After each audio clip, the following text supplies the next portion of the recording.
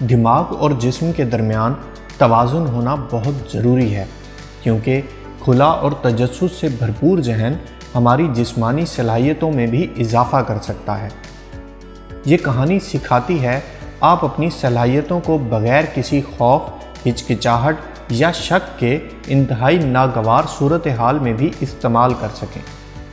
ایک دفعہ کا ذکر ہے، ایک نوجوان تیر انداز تھا جس نے آج تک جس بھی مقابلے میں حصہ لیا تھا ہمیشہ کامیاب ہوا تھا، جس نے اسے بہت مغرور بنا دیا۔ ایک دن اس مغرور نوجوان نے ایک بوڑھے ماسٹر کو مقابلے کا چیلنج کیا جو کہ تیر اندازی کی مہارت کے لیے زمانے میں مشہور تھا۔ اس نوجوان نے بوڑھے ماسٹر کے سامنے قابل ذکر تکنیکی ہنر کا مظاہرہ کیا اور اپنی پہلی کوشش پر بہت دور اپنے ہدف کو نشانہ بنایا اور پھر پہلے تیر کو اپنے دوسرے تیر کے نشانے سے 2 حصوں میں تقسیم کر دیا۔ پھر اس نے فخریہ انداز میں بوڑھے ماسٹر کی طرف دیکھا اور کہا، کیا تم ایسی مہارت دکھا سکتے ہو؟ بوڑھا ماسٹر مسکرایا اور بغیر کسی پریشانی کے اس نے اپنا کمان نہیں کھینچا، بلکہ نوجوان تیر انداز کو پہاڑ پر اس کا پیچھا کرنے کا اشارہ کیا، جہاں وہ صرف تیر اندازی کا نہیں بلکہ اپنے ہنر کا امتحان لے سکتے ہوں۔ بوڑھے ماسٹر کے ارادوں سے بے خبر نوجوان پہاڑ کی بلندی پر اس کا پیچھا کرتا رہا، یہاں تک کہ وہ ایک گہری کھائی پر پہنچ گئے جس پر ایک بہت ہی کمزور اور لگاتار ہلنے والا درخت کا تنا پل کا کردار ادا کر رہا تھا۔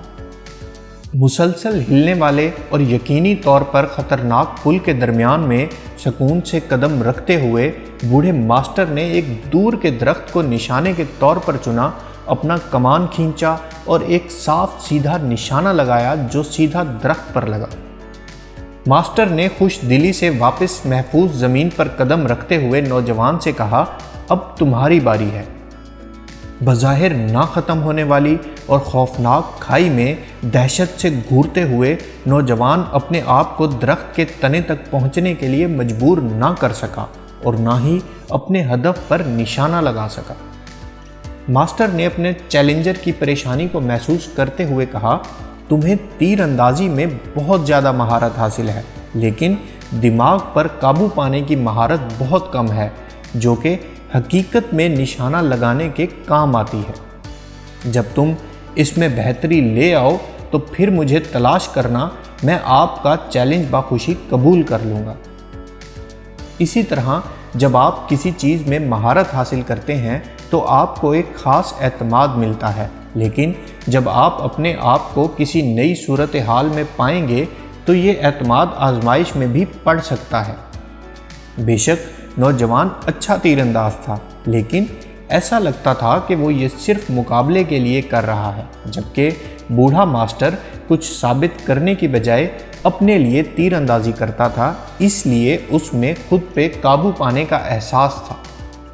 اگر آپ اپنی صلاحیتوں میں مہارت حاصل کرنے کے خواہش مند ہیں تو دماغی خود اعتمادی کو بھی فروغ دیں۔ ویڈیو پسند آئی ہو تو لائک کیجئے اور مزید ایسی ویڈیوز کے لیے ہمارے چینل کو سبسکرائب کریں۔ شکریہ۔